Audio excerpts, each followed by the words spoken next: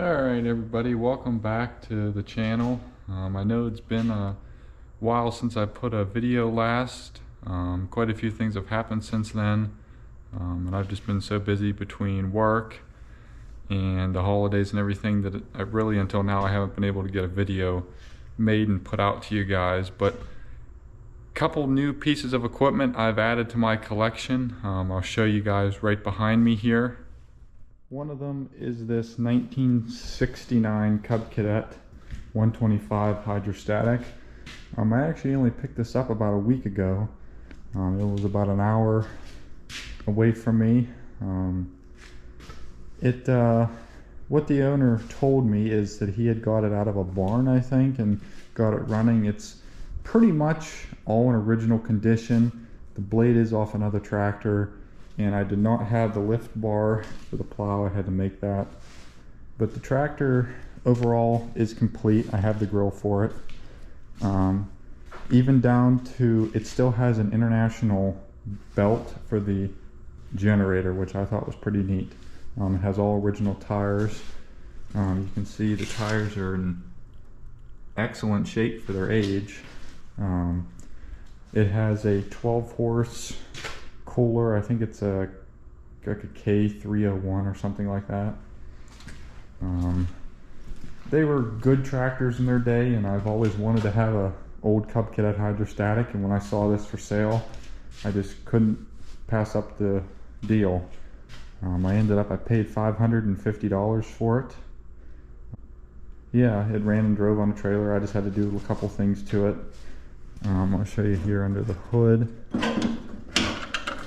It actually still has working hood latches.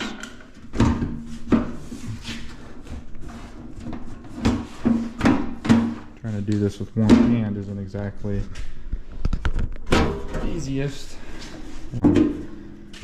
There it is there. I had to put a new voltage regulator on it. The one that was on it was bad, so I picked one of them up at the local auto parts store.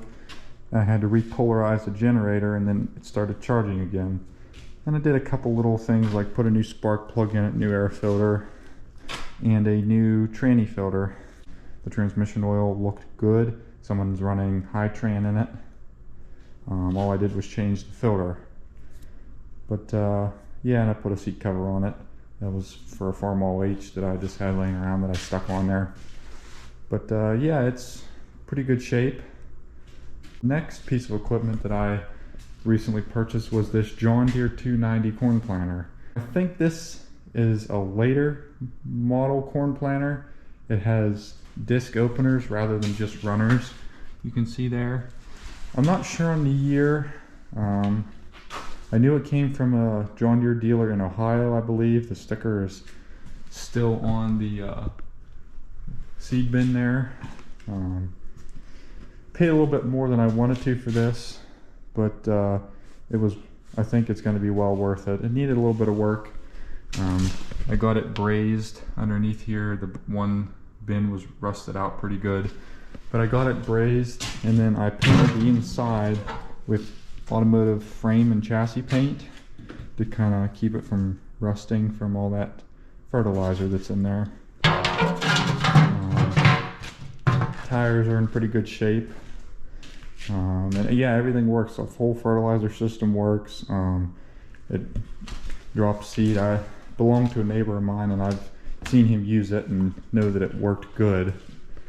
I just went through, I tightened up some of the old chains and greased it and took the row markers off. They were still on it, but none of the mechanism is there anymore to be able to use them, so I figured they were just in the way. So I took them off there. Another thing I'll show you that was an issue, the fertilizer openers, the housings and stuff for them, the discs were all worn out and wobbling and wouldn't take grease, so I pulled them off of there from both sides. I have them over on the bench over here. Here's the first one I took off. You see somebody patched it there. I had an issue getting the disc out. They have a hub with a bolt that runs through with a nut on the back side. Well, I got the nut off, but I couldn't get the bolt through. I tried punching through. wouldn't work, so we had to drill it out. Like I said, the discs are shot. I got replacement discs from Shoot Manufacturing. They're about 1.5 inches larger in diameter, which I don't know what these diameters are supposed to be. They're probably worn down quite a bit. And they just have in the center hub, it's just a sealed bearing, and you use bolt and washers to bolt it onto whatever you're doing. So I'm going to try to drill this out to a 5/8 hole at some point, and then put my new discs on there, and hopefully everything works. But that's what I have going on with that. That's really about all for that planter. It should work fine for what I'm using it for. It did come with like 20 extra seed plates, so I have my options. I know them plates are hard to come by, but that's about it for that. Really nothing else going on at this moment. I got all the tractors put away for the year. I'm not really working on them. Just really doing a couple things on this and that corn planter, getting them ready for spring.